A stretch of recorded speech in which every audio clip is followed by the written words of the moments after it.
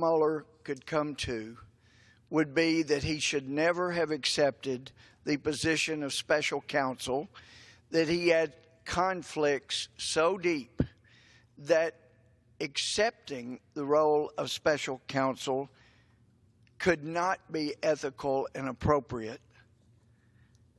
You wonder, why would he take it? Well, when you find out that as FBI director, he and U.S. Attorney Rod Rosenstein were involved in the deep cover investigation into Russia's effort to corner the market using American uranium, and that Hillary Clinton and Eric Holder, others in the administration, approved the sale to a group, stockholders of which donated, as I understand, $145 million or so to the Clinton Foundation.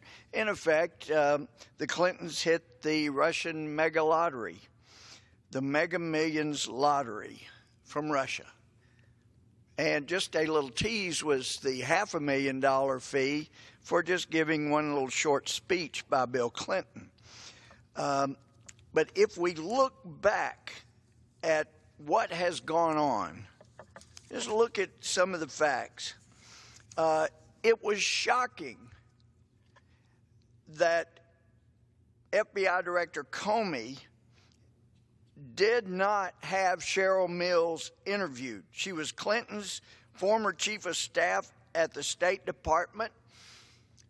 Now we're finding out, well, I guess, if Comey was going to draft a statement saying that there was not sufficient evidence to prosecute Hillary Clinton before he ever talked to Cheryl Mills or talked to Hillary Clinton or followed up on the most critical evidence, then clearly it makes sense why Director Comey would not want to make Cheryl Mills' interview recorded, would make an agreement with Cheryl Mills and the other potential defendants in the case that, if they just got to look at their laptops, they promised they wouldn't use anything in the laptop to prosecute them, and they would, the FBI would then, under Comey's direction, would actually participate in the obstruction and destruction of evidence so that nobody could ever use it against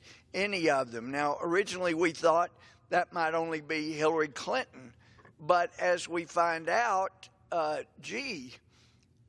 Mueller, Mr. Comey, Mr. Rosenstein were up to their eyeballs when it came to the Russian investigation regarding uranium.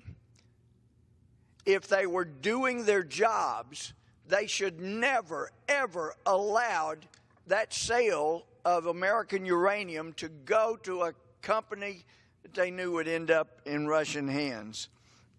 So if you look at Cheryl Mills, Heather Samuelson, John Bentel, Brian Pagliano, Paul Gambetta, these are people that were potential targets. And what does Director Comey do? He makes sure that they walk, because if they were properly interviewed like good prosecutors or good investigators normally do, you start there and you say, you help us with what happened and what you were told by above you, and then we won't prosecute you to the full extent of the law. That's how deals are made.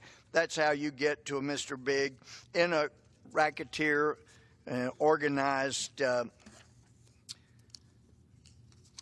confederation.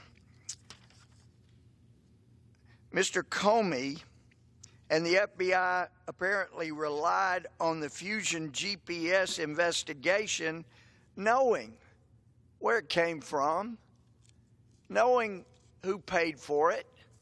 This is incredible. And if you go back to the Washingtonian article of 2013, it makes pretty clear that Comey and Mueller were basically joined at the hip. In fact, a quote says, the stressed Comey, this is back 2013, the stressed Comey had few people he could turn to for advice. Almost no one was allowed to know the program existed, and disclosing the program's existence, someone outside the circle could send him to prison. In fact, there was only one person in government whom he could confide in and trust, Bob Mueller. Comey thought, a freight train is heading down the tracks about to derail me, my family, my career. He glanced to his left at his fellow passenger, thinking, at least Bob Mueller will be standing on the tracks with me. When the crisis was over, Comey and Mueller shared a dark laugh. Well, it's not quite so amusing when you look at the stakes and whether or not this little experiment in self-government will continue. For example, we know that Comey admitted in testimony before Congress, before the Senate, that he had leaked information in order to get a special counsel appointed. That was his dear friend that would stand beside him through thick and thin, Bob Mueller, which brought memories of when Mr. Comey urged his boss, John Ashcroft, to recuse himself and let them appoint a special counsel. And so Ashcroft trusted Comey, probably shouldn't have, but he did. And then Comey saw to it that his child's godfather, Patrick Fitzgerald, would be the prosecutor. And much like Mueller, he got massive amounts of money and a great, powerful staff so they could go after Karl Rove and Vice President Cheney. They were embarrassed. There was no case there, so they made up one on Scooter Libby, and he became the fall guy. But we know from the leak that Comey admitted that he used an ex-U.S. attorney, identified as Columbia University professor Daniel Rickman, to leak to the New York Times the contents of the memo Comey wrote. If you look at the FBI contract with agents and with people employed by the FBI, makes it very clear that memo that Comey prepared about his conversation with the president was not supposed to ever be provided to the press. That's FBI property. And he violated the law in leaking it.